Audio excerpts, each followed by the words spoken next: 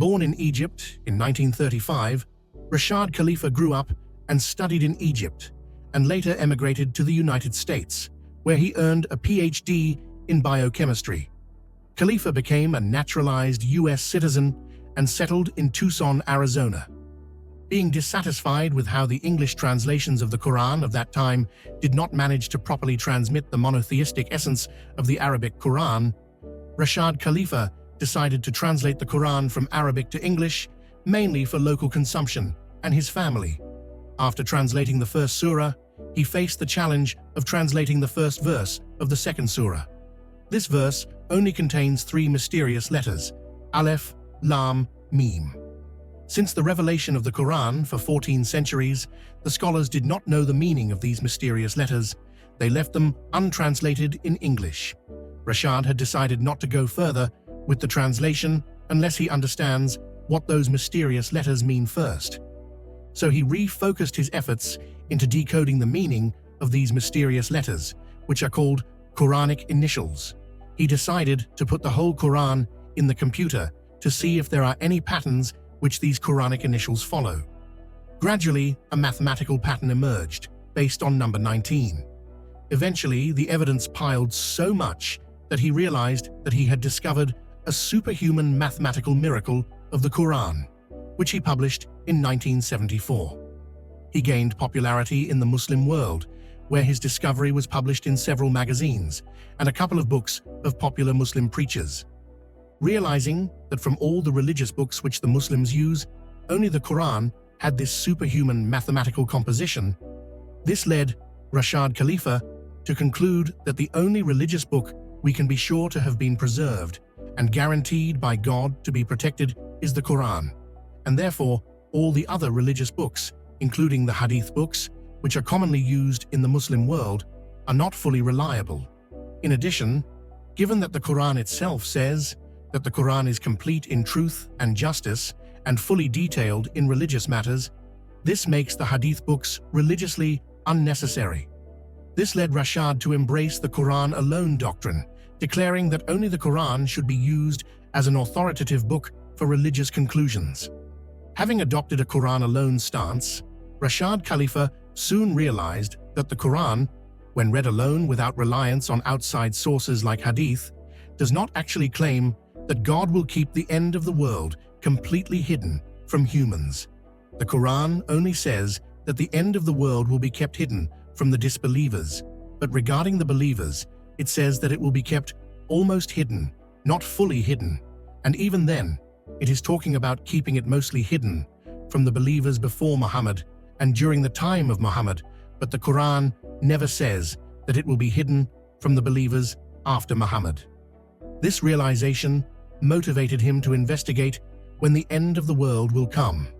And soon enough, God let him discover in the Quran when the end of the world will come. This discovery happened in 1980, and he published it in his book, The Computer Speaks. This discovery automatically meant that Rashad Khalifa must be God's messenger based on verse 27 of Surah 72 of the Quran, which says that God reveals specific events from the future only to a messenger which he chooses. So, since the year 1980, the moment when he discovered the end of the world, Rashad Khalifa became aware that he was chosen by God to be the messenger of the covenant, which is mentioned in Surah 3, verse 81. However, he did not inform the people about it until 8 years later, in 1988. One of the reasons why he was reluctant to inform the public about this is because he was aware that the Muslim world believed that Muhammad was the last messenger based on their misunderstanding of verse 40 in Surah 33, which says that Muhammad was the final prophet. However, as Rashad was fully aware, the words messenger, Rasul, and prophet, Nabi, are 2 different words in the Arabic Quran, and Rashad Khalifa never claimed to be a prophet like Muhammad was, or like Abraham was, or like Moses was, or like Jesus was. Rashad Khalifa only claimed to be a messenger, without being a prophet, which is what Peter, John, and James were, according to the Bible. It's worth noting that after Jesus left this world, the disciples of Jesus, like Peter, John, and James, became messengers, as the Bible calls them later after Jesus. So there is a difference between someone like Jesus, who was both a messenger and a prophet, and those who were only messengers like Peter, John, and James. Similarly, there is a difference between Muhammad, who was both a messenger and a prophet, and Rashad Khalifa, who was only a messenger. And the difference between prophets and messengers is also confirmed in the Quran, by the fact that the Quran says that prophets are given scriptures, books from God, while messengers only confirm existing scriptures, existing books, which have been revealed through prophets.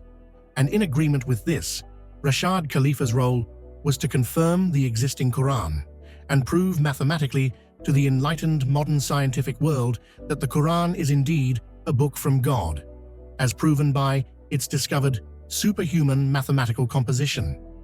The central doctrine of what Rashad Khalifa preached is to worship God alone and to reject all idol worship, even if those idols might be Muhammad or Jesus or Mary or the saints. This agrees with what the Quran says that every messenger should preach. In Surah 21, verse 25, we are told that God and the heavenly society never sent any messenger except with the inspiration, "There is no God except God. You shall worship God alone." Rashad Khalifa's preaching enraged many Mohammedan religious leaders who were subconsciously afraid that his increasing fame would take away from the fame of their favorite prophet, Prophet Muhammad. On the contrary, Rashad Khalifa agreed with everything that Prophet Muhammad preached, the Quran. Nevertheless, the hatred towards Rashad Khalifa drove a Mohammedan named Glenn Francis to travel all the way to Tucson, Arizona, to plan Rashad's assassination. He pretended to join the congregation where Rashad preached so that he can analyze the layout of the building for potential sneaky ways to commit his premeditated crime. He was using a fake name to make it more difficult to find him after the assassination. On the dawn of January 31st, 1990, Glenn Francis stabbed Rashad Khalifa 29 times, and by God's leave, Rashad Khalifa joined thousands of other martyrs who were martyred for their beliefs, striving in the cause of God throughout history. They are alive at their Lord, even though we cannot see it from down here on earth. After Rashad, those who believed him organized through the next messenger, Alban Faiza. They call themselves the Submitters, which simply means the Muslims in Arabic, and they follow the only religion accepted by God in the Quran called submission. The Submitters are destined to prevail over all other religious groups in this world and the next one, as predicted in the Quran.